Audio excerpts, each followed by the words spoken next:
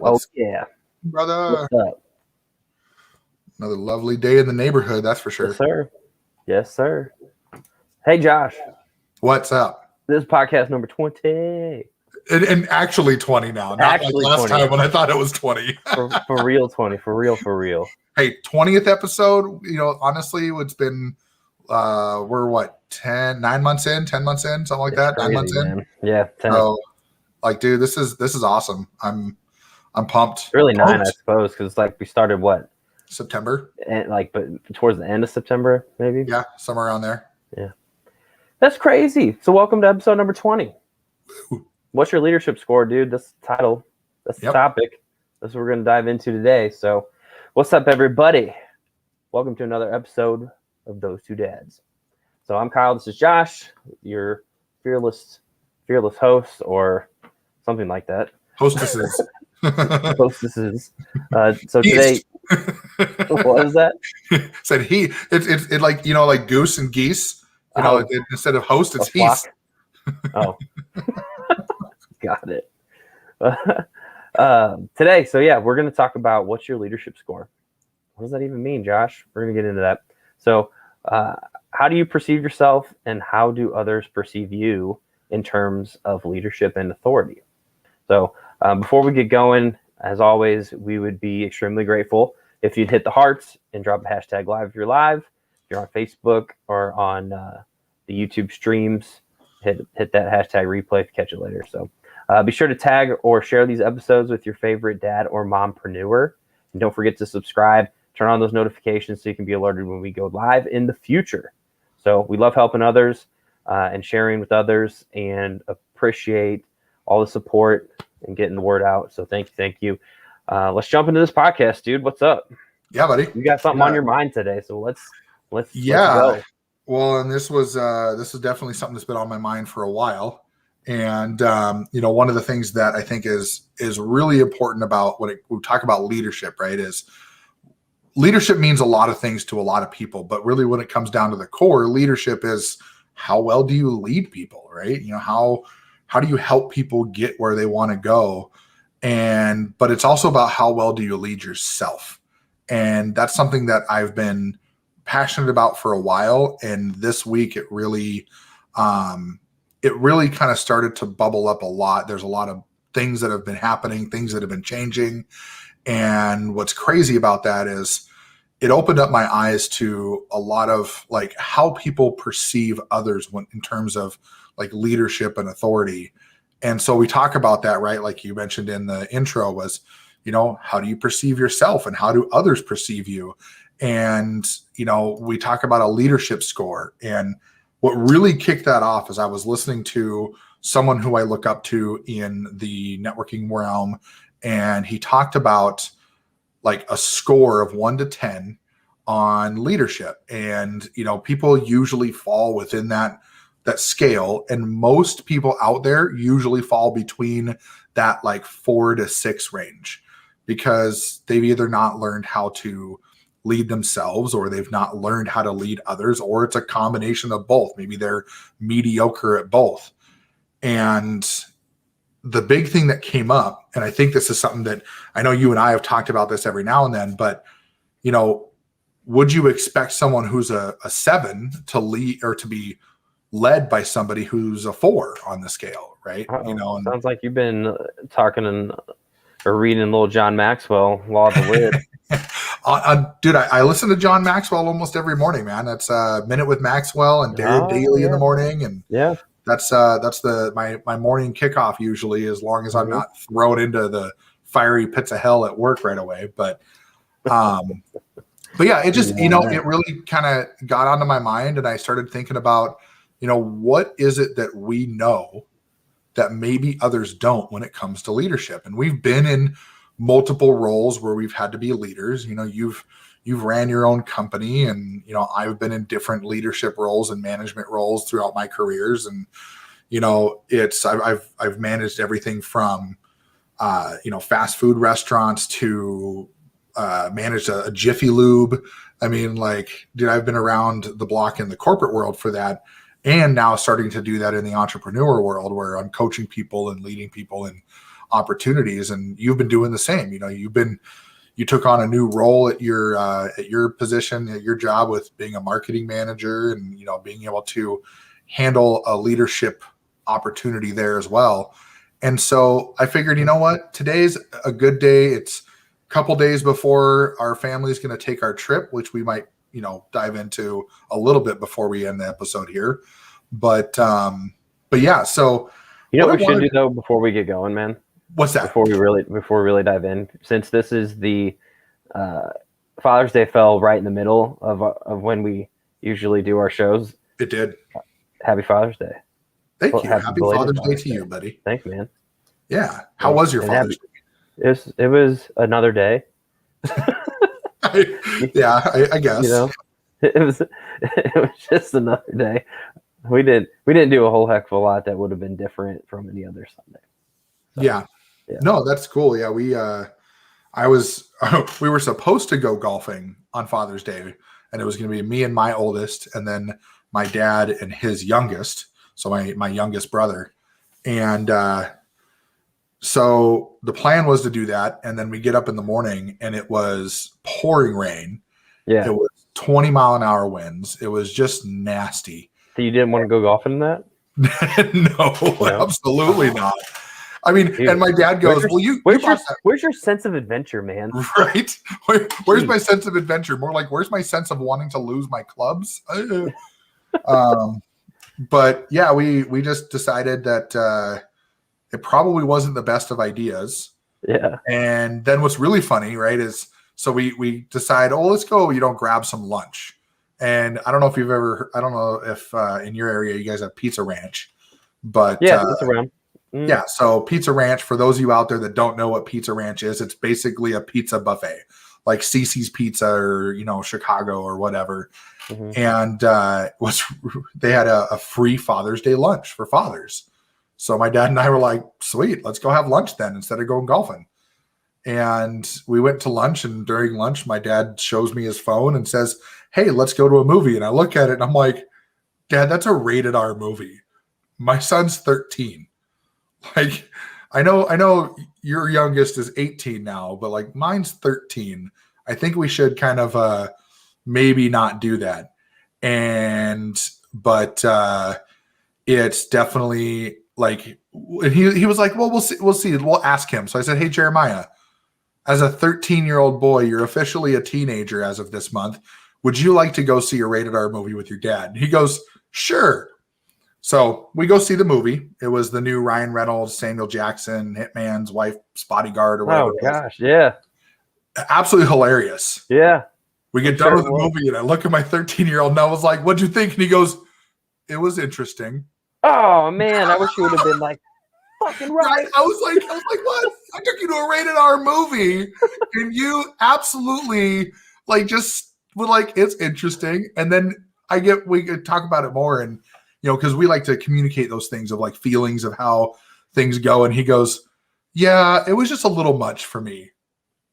If he's not used to that, I can. Right. So don't worry. He'll be corrupted later. Quick shout out to my, one of my good friends, Sybil. She's hanging out with us here. What's up? What's up, Sybil? Which okay. I told Kyle that I have big news for him before starting this episode. You didn't tell me, so wait till after the episode. And she knows what it is too. Just terrible. So, but yeah, I want to start with you because you had quite the experience with leadership when you were running your brick and mortar, right? You were running a call center. Yeah. And you had some really cool points when we were talking one night a while back about what that taught you about what true leadership really means. Sure. And so start with that, like think of in the sense of like when you started and when you ended, and like kind of that journey it took you on of what being a leader really meant. For sure. As far as life is a journey, right? We're never going to start out where we want to be, right? So you're always chasing your future self. You always want to make sure that you are improving every single day. You're not looking for perfection. You're looking to just be better. right? And so there was a long period there where I wasn't quite investing in myself like I needed to be. And so that's kind of where that law of the lid piece comes in. Like if you're not investing in yourself, if you're not growing yourself, you can only bring your team so far. You're not going to be able to push your team past your own your own leadership shortcomings. You have a team because they complement you, and you're able, the sum is greater than, the whole is greater than some of its parts, right? Yep. But you always got to be investing in yourself, and leadership isn't just something that you're born with. It is a learned skill. It is 100% a learned skill. And too many people out there think being in a leadership role means like I'm a boss, like I'm some sort of like, you better listen to me. Like that's not what leadership is. Leadership, like I heard, I was part of Dave Ramsey's lab. Wasn't part of his. I went to, or I was a audience member in Dave Ramsey's latest leadership summit, right? Sweet. And one of the speakers talked about, he's like, I don't know why we have to say servant leadership. I mean, that's what leadership is. It's servant leadership. Like that is what leadership is, not anything. There is no other definition. So like, start thinking of it like that. Leadership is serving others. Okay. Mm-hmm. When you are in a leadership role, it is your duty to make sure that everyone else has the tools and resources necessary to be successful. And when they're successful, you're successful. Yeah. You need to celebrate your team. You are their leader, but what you're doing is you're raising them up. You're raising them up as the person who's like they're the ones that are achieving. You're just there to support. And when you're able to do that with multiple people, like that's why you're in a leadership role. Right. So I don't remember what else we were chatting about, like in that specific thing. So hopefully that was like what you had in mind. Yeah, no, that was absolutely it. And that was something that, what was really cool, a good point that you made is that leadership is not like a natural talent. It's a learned skill. For sure. You got to invest in yourself every day. Yeah. Every day. And that's why, look at a lot of the big professional speakers out there. Look at the Tony Robbins and the Dave Ramseys and the John Maxwell's and the Darren Hardys and all these people. Can I tell another quick story? So this is yes, please do. Okay. So part of that summit that I was talking about with Dave Ramsey, he had a ton of keynote speakers and they were all amazing, but the bookend to the whole summit was John Maxwell. Nice. Okay? And so, which was just amazing to listen to. And for those who don't know John Maxwell, go look up John Maxwell. He's got like 70 leadership books. I mean, he's an amazing speaker. He's got that Minute with Maxwell. So a shameless plug for John Maxwell, I guess. Yeah, yes. But he told a story about there was some young kid at watching him speak at whatever thing he was at. And the kid's like, and he's like in college or something. He's like, John, he came up to him afterwards, Mr. Maxwell, like you've really inspired me. Like I want to do what you do. I want to do what you do. This is so exciting. Like this is something that I really want to do. And then John looks at him and he's like, yeah, you see me up here now, but do you want to do what I did? Okay, yep. Do you want to do what I did to get here? Because you're not just gonna jump out there in the leadership space, like if you wanted to be a leadership speaker, author, or whatever, and just be like John Maxwell level. John Maxwell had a journey, and it started out, he was this small town pastor, right? And his congregation was maybe 200 people, and so his ambition was, I'm going to connect with like every single bigger pastor, and I'm going to just learn from them. And he talked about that process, and he did that, and he had like 10 people on that list, right? That he wanted to go out and reach out and connect with and learn from. And he called all 10 of them. He reached out to all 10. 2 of them said yes. And he went to those people and he took a giant notebook filled with like pages of questions. And while they were supposed to be eating, he's just sitting there asking questions and questions and questions and just being curious and soaking up everything he could and taking the notes. So Fast forward to like 2 years later, he ends up meeting with all 10 of those people and has those conversations. Fast forward a little bit later in the guy's life, he's still hungry, right? He's still hungry on learning and consuming and becoming a better version of himself. And he ends up meeting somebody that could connect him with John Wooden, right? So John Wooden, legendary UCLA coach. Again, if you're familiar with John Maxwell, he talks about John Wooden and their friendship and whatever else. But before they were friends, this is kind of the story of that. He goes and he connects with this person, and they connected him. And John's like, yeah, I got time for breakfast or something on this time and date. And so John flies out to Los Angeles, I think it was, and he goes and sits with him. Again, pages of notes, right? And he got to listen to him tell the story, but he's like, John Wooden looks at him. He's like, oh, well, I guess we better get started then. And he gets through like 10 questions or something by the time it's all over. And Wooden invites him back to his home, and they finish the deal. And just, he's curious, he's hungry, that energy's out there. And and that was the launch of a friendship. Like, I think Wooden ended up writing a foreword in one of his books, and that was, until he passed away. And the point of the story is, do you want to do what I did? Because I being John, was ambitious and put in the work, and some of it sucked, and and he's heard a lot of no's, but he kept doing it anyway. And he created relationships, and he gained knowledge, and he was able to create a bigger impact and a bigger impact and a bigger impact and a bigger impact across years to get to where he was by the time he was talking to that kid. So do you want to do what I did? Right? And so to your point, it's something you do daily. It's something you do daily. And like we've talked about this before, and some of the Russell Brunson stuff that we've done, like they say, be here a year from now. Right. Well, it's just don't be here a year from. Like, do daily your action and see where you're at a year from now. So maybe that guy that you reached out to, or person or girl, or whom that you wanted on the podcast said no today, but because you're working across that time period, maybe they say yes in a year. So. Anyway. Yeah, and that's awesome, and that's exactly what my vision for this episode is just nuggets like that of things that people can consume, because I know there's people out there listening. I know people like Civil, and I know people like Trenton, and all these other people that have listened to us or are listening to us, that they're hungry like us. They're hungry for more. They're putting themselves in a position to continue to grow every single day. And what really makes that amazing is that we have this ability in the technology we have in the world today to connect people like no other. I mean, like, you and I are a great example. We talk about this all the time, that we created this whole experience with those two dads without ever meeting in person, without ever actually sitting down and shaking hands. Right.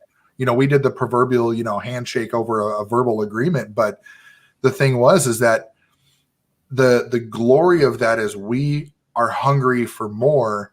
And when we do these episodes, these aren't things that we're like, oh, we're the greatest of all time. It's, we're learning, and we're taking what we're learning and giving it back to you guys. We're taking everything that we're doing and we're giving that back, because that is what true leadership is all about. We're not hoarding our knowledge to try to be better than everybody else. We're taking what we do and we're implementing it ourselves. And then we're just vomiting it up back to you guys and going, hey, look, there you go. And that's another thing that Maxwell says, right? Is like, you as a leader, you want to give, and you want to give your all, and you want to give everything you got. And, maybe the place that you're in, if you're at a job, and you do that, maybe they don't appreciate it. But if you're a great leader and you give everything you got every time that you have to, and even the times that you don't have to, you will always have a place. You will always be able to continue to add value. Yeah. Right. And so you got to do that in order to continue your growth, in order to continue your journey. And maybe the place that you're in doesn't appreciate that now, or the spot that you're in maybe doesn't seem like it's worth it. But keep going. keep going, it will be. Mm-hmm. And even the other part of that too is that it's okay to feel like you're hurt, or to feel like you're down, or to feel like maybe your luck's not going right now, or whatever it is. Like, it's okay to have those feelings.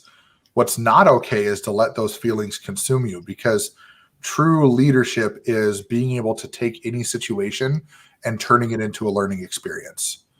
Oh, And for sure. That's why people say that. failure is not really failure. It's just you know, a spot to learn. Right. Well, and John Maxwell talks about that. I don't remember which book it is. He probably mentions it In every book. Probably, but he says this line. He says, "You either win or you learn." Right. There's no such thing as failure, because a failure is actually a learning opportunity. And when you win, it's still a learning opportunity, but that learning opportunity is no longer an issue where, you're like, you've learned what it takes to win that one section, or that one specific scenario. Yeah. But you're probably going to fail at something else later. And you just take that. Probably and you say, there's 100% chance that you will. Yeah, there's 100% chance you're going to fail at something. But to be a leader and to be able to lead other people, you have to be able to learn how to take those failures, learn from them, implement what you've learned, try it again. If you fail again, great. You learn how that failed. You implement the changes that you're going to make again, and you continue that process until you win. And then as you're going through the journey, you're showing other people that there's people like them out in the world. There's people like Kyle. Perseverance matters. There's a silver lining in every scenario. It's something I say a lot. There's a silver lining. A lot of times you got to look hard for it. Sometimes it's pretty easy to find, but it's there. There's a lesson to be learned in every situation. You just got to be willing to look. You got to be open and open-minded enough to be able to examine that. And sometimes that hurts. Sometimes it hurts. It hurts to admit that maybe something that happened that was a negative, or maybe you didn't close the deal that you wanted to close, but to look internally and it was something maybe that you did that hurts sometimes. But you got to be able to do that and look internally and look yourself in the mirror and be like, I am the one, or the person in that mirror is the one that is the problem, but the solution too. Yep.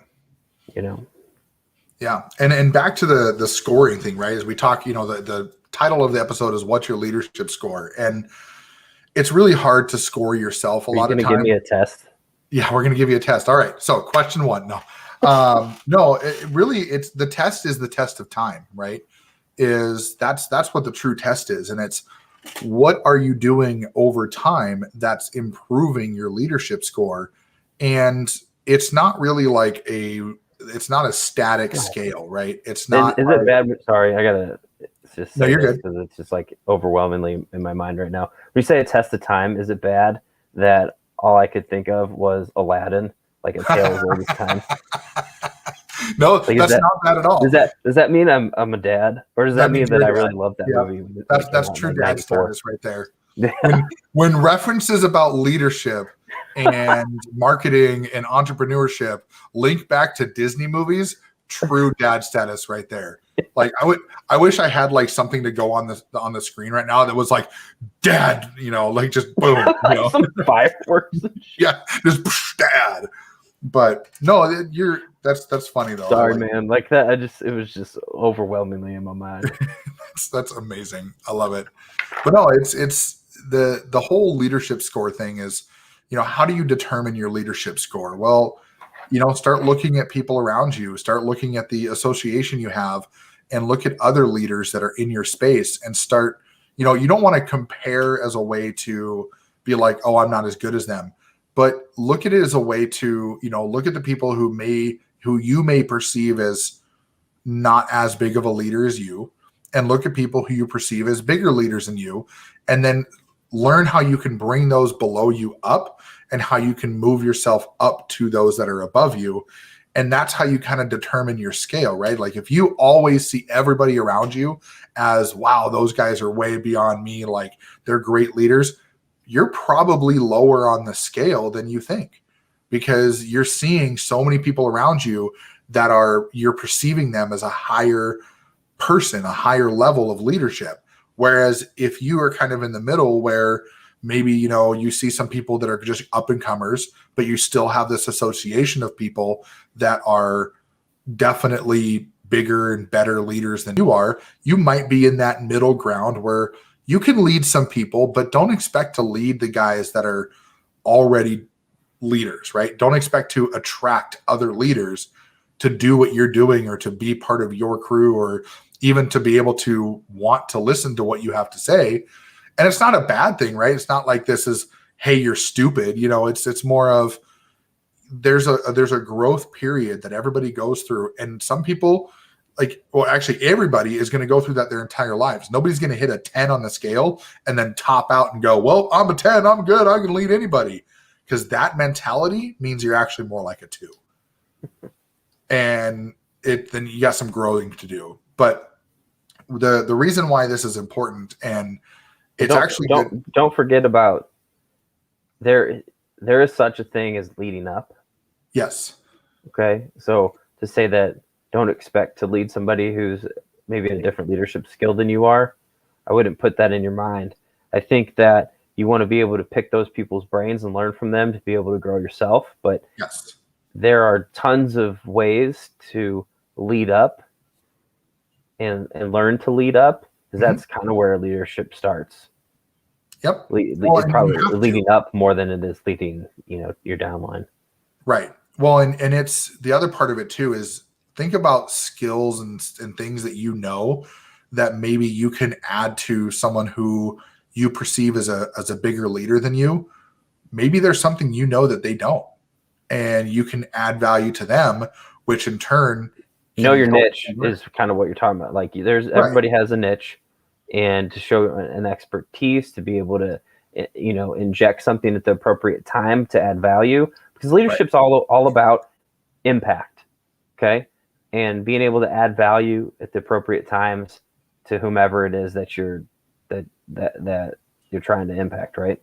And that's just a perfect example. Know your niche. If you are niched in and you're part of a team where you have this upper tier leader, they could be a great leader, but they don't know everything, right? And they're going to know that they don't know everything, because that's part of the reason you're on their team, is you're there to support and fill the gaps.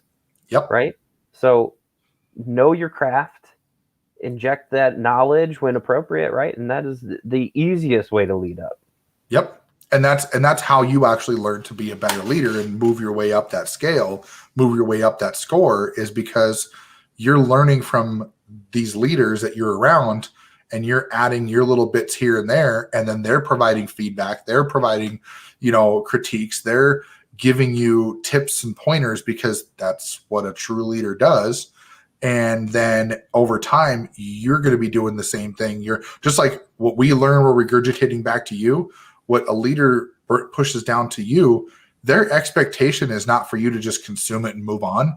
Their expectation is for you to consume it and teach on, and teach somebody else what you just learned. Because like John Maxwell talks about it all the time, as he says, you don't ever learn something important just to keep it to yourself. And no leader will ever tell you to learn something important just to keep it to yourself. If they are, then they're not the right person to be following.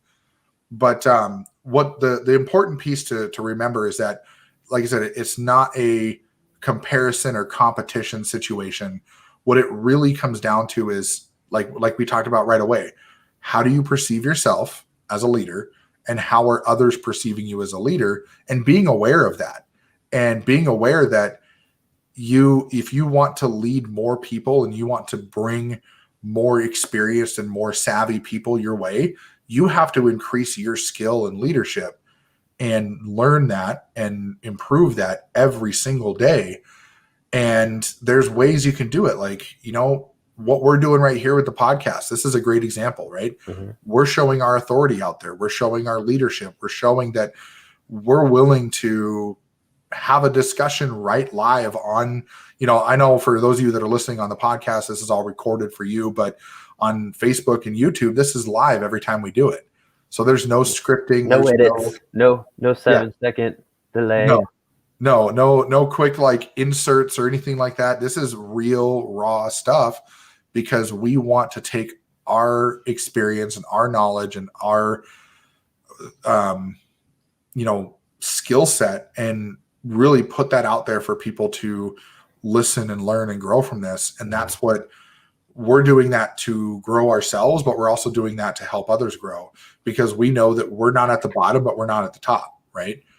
And, do we want to be at the top? Absolutely. But does that mean that when we get to the top that we stop learning and we stop growing? No. You can be a 10 but here's the thing. Think about like surgeons and engineers and dentists and chiropractors. What do they have to do every single year to keep their license? CEUs. Yep. Continuing education. They have to go get those credits or units to continue their education, to continue learning, to keep up on what's new, what's changed, the things, new tactics or new procedures or whatever the case may be. They have to do that to keep their license. Well, why do you think that these industries put those in effect? Well, it's to keep you growing. If you just said, hey, I got my license, I'm good. Like, think of how many terrible drivers are on the road because they took their license test 40 years prior. And, the vehicles that they tested in 40 years ago are way different than the vehicles they have now. And they drive different and they feel different and they crash different too. So, but it's the whole thing of when you get to the top, then it's showing everybody that you are still willing to better yourself every day. No, personal growth is a daily journey, man. It is definitely not a sprint. It is a marathon, and it will happen for the rest of your life. And the only way to grow is to break down what you already had, right? Which means consume more information and have it challenge challenge you, or if you want to kind of think of it like your brain's a muscle, right? Just so like lifting weights, what's it doing? It's breaking down the muscle you already got to build back a bigger, thicker, stronger muscle. Yeah. Right. So your brain's the same thing. The knowledge in your brain is the same way. You got to continue to put new things in so you can push out different results. Right. Absolutely. That's a great way to sum that part up, right? Is just continuing to be even just 1% better every day. That's what Darren Hardy says, right? 1% better every day. Actually, John says it, Russell says it, a lot of people say it. And it's because they've learned from some of the greats, right? The Jim Rohns of the time, they've learned from a lot of these people. Your Zig Ziglars. Yep. The Zig Ziglars, the Les Browns, all these people that have been around for years, decades, that have been teaching all of these principles. And the thing that we see, or that I see a lot, is I see a lot of people that they get that made it mentality where they're like, I've made it, I'm done, I got it, I've reached success. And what do? Right? They show videos of them enjoying their beach house and going on vacations and doing all these things and be like, oh, all of this because I grew my business and I became a millionaire and now I'm happy. And it's like, I'm happy for you. I am. But what are you doing with that? What impact are you continuing to make in the world? What positive impact are you continuing to make in the world with all of that fame and fortune? And that's why I have to hand it to a lot of these, I don't talk about celebrities all that much, but the actors that I love to follow, those are the ones that I see what they're doing behind the scenes, a true test of character, a true show of your integrity is what you do when nobody's looking. And I love hearing people like a Will Smith or Ashton Kutcher's a good one. Ashton Kutcher's a good one. Oh man, he's been all over the place with the whole human trafficking stuff and, trying to bust that. And like people that are out there making a better place with the fame that they've got, the publicity that they've got, the pull that they have with the media and with their fans and all that stuff. That's what it means to be a leader. That's what it means to have authority. And yeah, are they going to get flack for some of that stuff? Absolutely. Are you going to get flack for some of the stuff that you do when you start gaining this big authority and this big leadership, and you're going to start, wearing the 8s, 9s, and 10s on your sleeves because, you're now being seen as this crazy. Sure, man. If you're not ruffling feathers, you ain't doing it right. Right. Haters are going to come around the corner, and they're going to be from people people you don't know. They're going to be from people you least expected it. But the great news about that is how you handle that is a true test of your character. And that's what, behind closed doors, right? What are you doing when someone comes up to you and says, you know what? I don't like the fact that you've changed who you are to be this business person. And you could either have the response of, oh, sorry, man, I know we had a great time when we were younger, and I know that whatever. Or you could just say, you know what? I'm glad that I changed, because the change is welcomed so that I can. I'm supposed to change, man. Yep. Sorry you didn't. Yeah. There you go. Sorry you didn't. That's the right response. Sorry you didn't. But yeah, and it's just, it's been, I think that leadership gets talked about so much in a generalistic, and, I wanted to give some examples of, what people can do to boost that authority. And, some of things is start a podcast, go on Facebook Live, write a blog. Well, it's super simple, man. Let me just break it down like this. Yeah. Break it down. Be the change that you want to see. Yep. Okay. So if you want to grow a certain skill, go out and grow the skill. Okay. People will see that skill. Okay. Then you can, then there's your niche, and then you can start to talk about that. You can grow in that niche, and you can start there and develop leadership. Yep. How many books are you reading? Yeah. Okay. What's the last personal growth book that you read? Ask yourself that question. If you can't remember, there's the easiest place to start. Start reading. You need to read. Yeah. Okay. If you don't have time to buy the book, you think you don't have time, let's say, because you have the time, trust me. If two chapters a night is like 20 minutes, guys. Seriously, it's not a lot. But if you got to commute, get the audiobook, listen to it on 1.5. Okay, If you get good at that, bump it up to 2. You'll consume the book faster, and you can crush out stuff in the 30 minutes or 45 minutes or sometimes hour, 2 hours, however long your commute is. Yep. Oh, and there's 2 ways too, and make sure that you guys are. So, and I say you guys because I'm pretty sure most people who are podcasting understand the value of consuming. But there's 2 ways to do it, and there's the marinating your mind. So you're reading to marinate your mind, and then there's the reading to grow, like reading to learn. Dude, I read Shonen Jump. Like, yep. I'll read some stuff that's just for entertainment.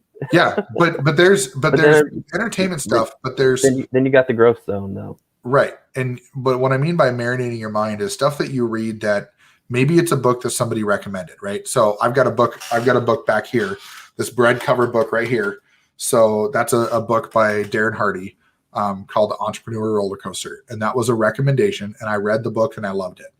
Did I take notes on the book? Did I highlight things? Did I underline things? No. That was a marinating of the mind. You read the book to read it, to enjoy it, to understand the story. And then later on, now I might go back, I probably will. I've done that with many books, is I'll go back and I'll take notes. And what I will do is I will literally title the top page of my notes. I'll take all the notes off of that notebook and I'll put them in another container. And then I will title the top page what the title of the book was, and I'll write notes for that. And then I'll tear them all off, and right at my desk, I got my handy red swing line stapler, and I will staple those notes together, and then they go in my thing, and they go in my filing cabinet behind me. and they are my notes. That's what I use to learn and grow constantly. But when you write something down, then you go out and teach it.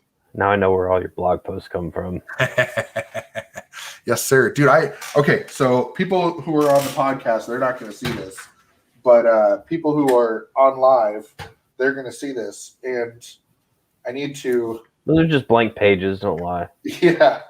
Well, so I can prove that they're not blank pages. But like, here's the thing is here's another one, and these are not just like half done. This is something that you guys need to see is like, these are full pages of full on top to bottom notes. And a good amount of these notes are from books. And the reason for that is not because I think that, part of it's I have a bad memory, but but the other part of it is that I've written those things down, and the reason they're right behind my desk is so I can reference them every single day. That is when you're like reading to learn, is when you're truly consuming it and then putting into action. Marinating your mind is also just as important. And and here's the thing, like you said, Kyle, entertainment books are great, and they're definitely needed every now and then. Reading in general is healthy. So when you're reading a fiction book for entertainment, you're still reading, you're still marinating your mind, you're still doing those things. They may not be about leadership or about entrepreneurship or about growth or anything like that, but you're still keeping that habit up. And that's what's important, is keeping the habit up. But don't forget that you still have to do something to grow yourself, because not all fiction books are going to grow you. But it's still important to do things that you enjoy too at the same time. But remember that, like, audiobooks when you're on your commute, that's a marination, right? You're not taking notes on that. At least I hope you're not. I hope you got, eyes on the road and hands on the wheel. But that's a marination of the mind. And that's... I'll tell you how to take notes on that. You know? Dictation. Yeah. Your digital notes. Yeah, you can do that. I've personally not done that, but I'll dictate into my Trello app for ideas. Oh, there you go. Mm-hmm. Yeah. So, but yeah, I just had to really get that out there, because so many people, they hear the, read. And yes, the average CEO reads like 57 books a year or whatever it is. And it's like, here's the thing. There's a reason they read that many books. There's a reason that every coach tells you to get in a habit of reading. There's a reason why this amount of books back here is not all that I own. I've got 2 more shelves of books up in the living room. I've got books on like every end table, and I'm not reading 50 books at a time, but I've got specific books for specific areas. And I usually have a certain amount of books in like they're a specific type of book. So if I'm reading 2 or 3 at a time, like I've got my poop book, right? I've got my book for the pooper. And because when I'm sitting there, instead of playing on my phone, I pick up a book. Well, guess what? That book is about... Nobody else pick up that book. Yeah.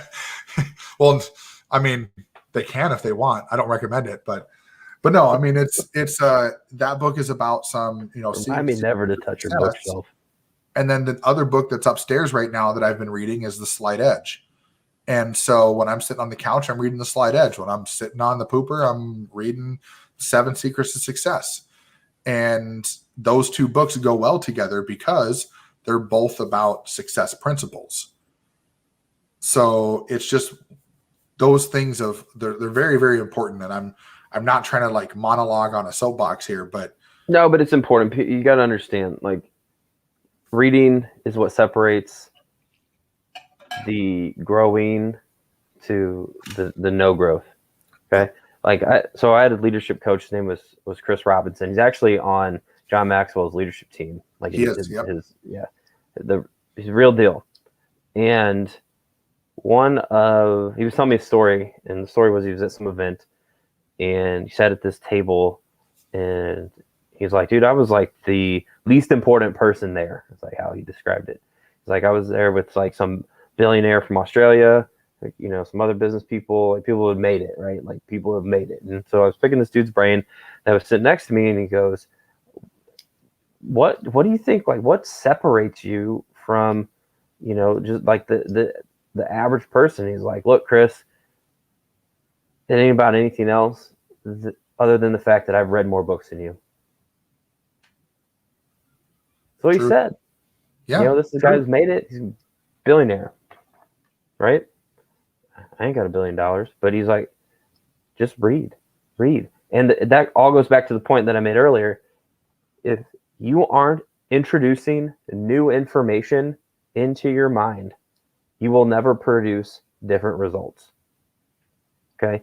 You have to force feed new information for you to change your viewpoint or learn something new, to be able to crush out a different result, whatever that is, to create a bigger impact, to create a bigger income, to create a new business, to create whatever it is, right? Yeah, man. You have got to keep investing in yourself. Personal growth is the number one focus you should have like outside of your family. Mm-hmm. When people ask me what my priorities are, and I always say, I'd like to say that, it's family, and then it's all this, other things and like whatever. And I said, in reality, my top 3 priorities are literally as follows: is my family comes first, then my personal growth, then everything else. And then everybody goes, well, what's like your top 10? I said, I don't have a top 10. I have family, personal growth, everything else. That's it. Because in reality, everything else is malleable. Everything else is dynamic, right? And on some days, my business has more priority than other things. And other days, it could be somebody that's in need of help.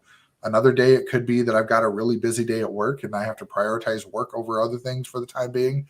I mean, there's all those other things have to move around, because when you're a busy person, that's just the way it goes. Mm-hmm. But it literally is family first and then personal growth second. And I've actually I've ignored phone calls and told people I can't go out because I haven't done my reading yet for the day. And dude, discipline equals freedom, man. That's what Joshua Welling says. Discipline equals freedom. So if that's part of your routine and part of what your priority stack is, good on you, man. Like, staying disciplined to that. That's amazing.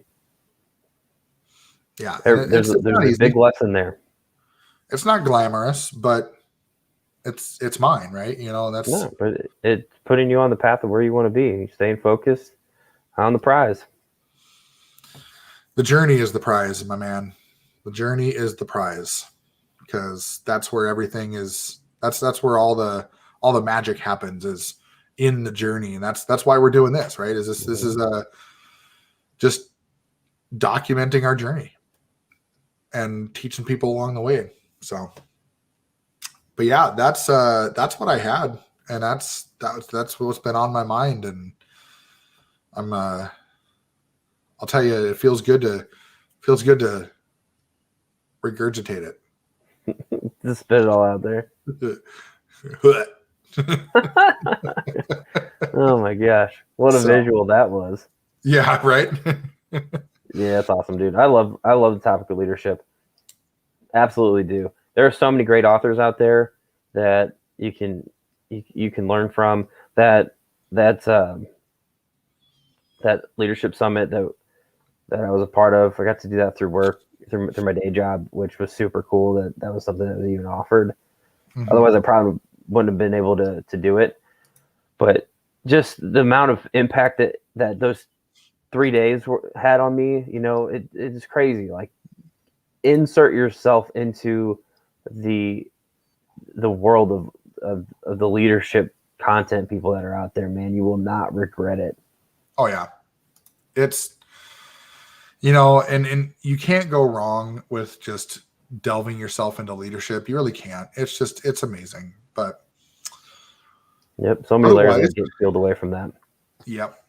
So cool. Well, I think for all of you out there that are still hanging with us at the 50-minute mark here on this is we appreciate you. We appreciate everybody who No doubt. listens, who watches, who subscribes, who, reaches out to us and, gives feedback and all that stuff.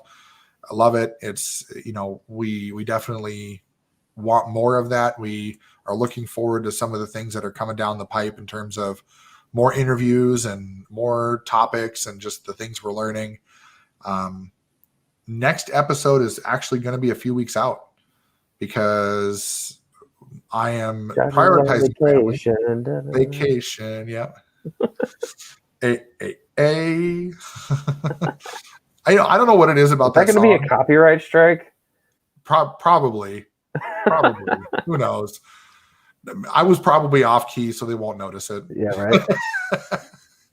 But no, dude, we're going to be traveling across the country. We're leaving from North Dakota on Saturday, and we're taking off and going through the mountains in Montana and Idaho and seeing Katie's brother for a little bit in Idaho, and then heading down to California to spend time with my mom. And we're going to spend 4th of July in San Francisco on the bay and watch the fireworks go from the bay. And it's going to be an amazing experience. And that's awesome. I'm really excited because the kids are going to love it. I know the last time we got to do this to this capacity where we had more than, a few days to fly down and say hi to mom was 5 years ago.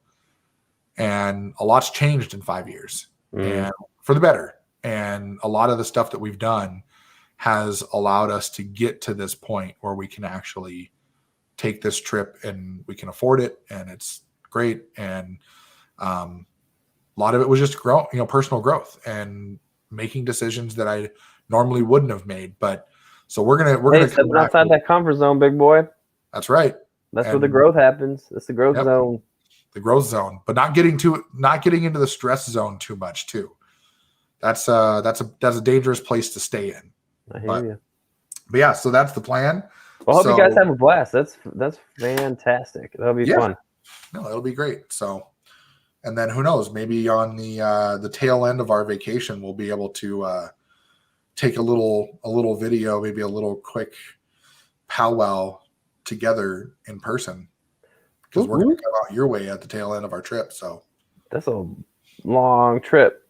Yep. I'm on the other side. Yeah. We're going one direction, and then we're gonna come all the way back to where Kyle's at on the other side. And it's gonna be amazing though. No, that'd be exciting for sure. All right, man. Closing thoughts. Dive into leadership. Start my favorite thing to recommend is Maxwell's 21 Irrefutable Laws of Leadership. Yeah. Go get it. Start there. Yep. It's easy read. He does have if you can find it, I don't know if it's around anymore. I think you can probably find it somewhere. He's got a CD or an audio or some sort. He's got it on audio where he did the 21 laws live. That's cool.